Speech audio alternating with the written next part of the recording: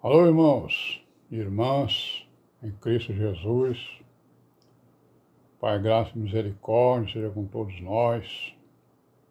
Este dia, que é o 20 de agosto de 2023, graças ao nosso Deus, o Altíssimo, o Deus Todo-Poderoso de Abraão, o Elé de Israel, de Moisés e de Israel, Estamos aqui firmes, procurando ser firmes, em obediência à palavra,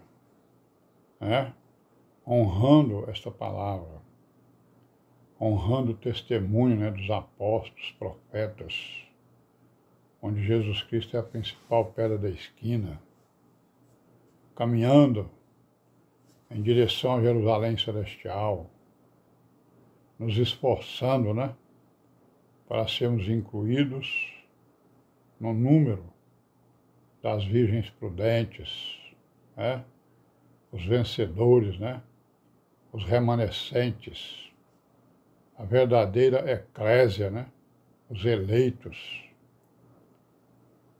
que participarão das bodas do Cordeiro lá na Jerusalém Celestial, E nós temos a esperança de sermos contados neste número, Amém, Graças a Deus.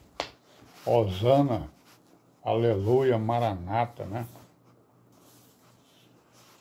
Irmãos, então vamos continuar aí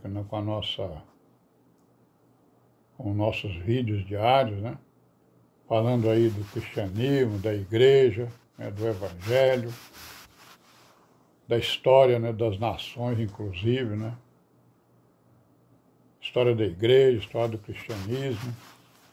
Então, no vídeo anterior, nós fizemos uma pergunta. E aí? Na geração, naquela geração, na nossa geração, como é que surge a igreja, Como é que tem surgido a igreja? Então, nós vamos tentar contar aqui um pouco a história, da nossa comunidade, certo? Só lembrando, todos os irmãos, como é que foi, o início, como é que aconteceram as coisas, Como é que surge a igreja numa localidade, Então, nós temos visto aí que a igreja, ela é uma comunidade local, autônoma, certo? Independente, ou seja, ela não depende de outra comunidade para sobreviver, Ela pode ter comunhão com outra comunidade, Duas comunidades, três que se conhecem e que têm comunhão, A nossa comunhão é o amor de Deus, Amor à palavra, amor ao Senhor Jesus, não é isso? Então, a localidade, nós somos independentes, Porque o cabeça da comunidade é o Senhor Jesus. Em cada comunidade ele é o cabeça, Então, ninguém depende de ninguém. Nós não dependemos de ninguém e ninguém depende de nós. Mas nós podemos ter comunhão, Como, por exemplo, nós temos comunhão tivemos aqui no Ceará, comunhão com várias pessoas e temos comunhão com comunidades lá da Bahia, de Minas Gerais, certo? Porque nós temos o mesmo entendimento das Escrituras e o mesmo entendimento do que é a igreja, Então, a igreja, como é que ela é levantada, na localidade? Que a gente sabe que a igreja é a eclésia, Eclésia é o quê? Eclésia é um termo grego que significa, os chamados para fora, No caso aí, os chamados para fora do mundo, Então, o que acontece? A palavra-chave, então, nesse caso, é o chamado, É a palavra chamar, chamado. Alguém chama alguém, Conforme está escrito em vários locais das Escrituras, Então, do Egito chamei o meu filho, né? Está escrito lá em Oséias, né, no capítulo 11, versículo 1, e no Evangelho de Mateus, no capítulo 2, versículo 15. Ó. Do Egito eu chamei o meu filho. Então esse chamado, ele foi para Israel, né, e para Jesus, o Messias, né? Jesus foi para o Egito, né, ele foi chamado do Egito. Então esse aí foi o primeiro chamado, né, do Altíssimo, digamos assim, né? Para escolher o seu povo, né, para chamar o seu povo para fora, né? No caso aí para fora da escravidão, né, no caso de Israel, né? É isso? Então o filho chamado, né, né,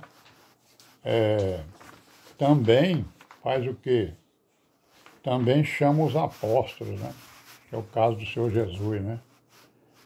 E diz, né, o quê? Muitos são chamados e poucos os escolhidos.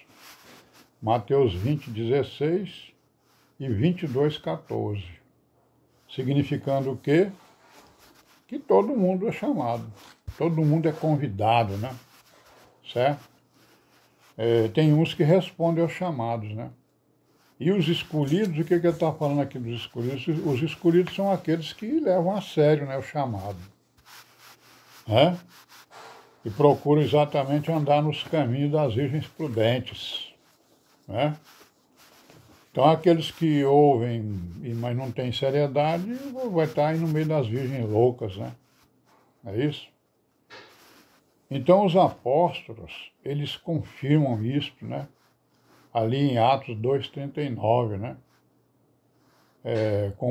Eles confirmam o quê? Dizendo o quê? Que a promessa, né, diz respeito a todos vós e a todos os que estão fora, né? Todos os que estão longe, né? Chamados de longe, né? Então toda a humanidade é convidada, né? É chamada, né? Mas poucos serão escolhidos porque exatamente os escolhidos são aqueles que vão levar a sério o chamado e vão em frente, né? E o apóstolo Paulo, ele confirma o chamado, né? Por decreto, né? Então o chamado tem os decretos aí, né? Lá em Romanos 8, 28, né? E 8, 30, né? Ele vai dizer o quê? Né? Vai dizer que o chamado é por decreto, né?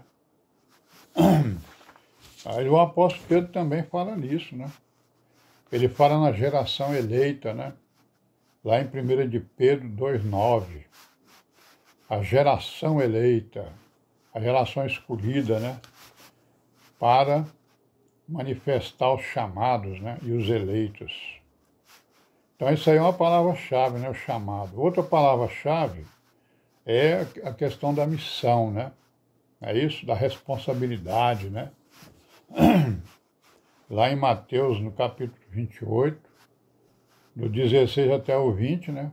O Senhor Jesus está ali dizendo para os apóstolos e também para a igreja, né? Dizendo o quê? Ide ao mundo, né? A ensinar, né? A todas as nações. É isso? Ide ao mundo ensinar a todas as nações. O que vocês viram, o que vocês ouviram, né? Não é isso? Para que todas as nações tomem conhecimento, né? Daquilo que foi testemunhado, daquilo que foi provado, daquilo que foi ensinado, né? Pelo Filho do Deus vivo, que estava prometido desde o Éden, né? Lá no Éden, né? O Altíssimo já prometeu exatamente um libertador, né? Porque aquela libertação não poderia ser feita por uma criatura, né? É isso?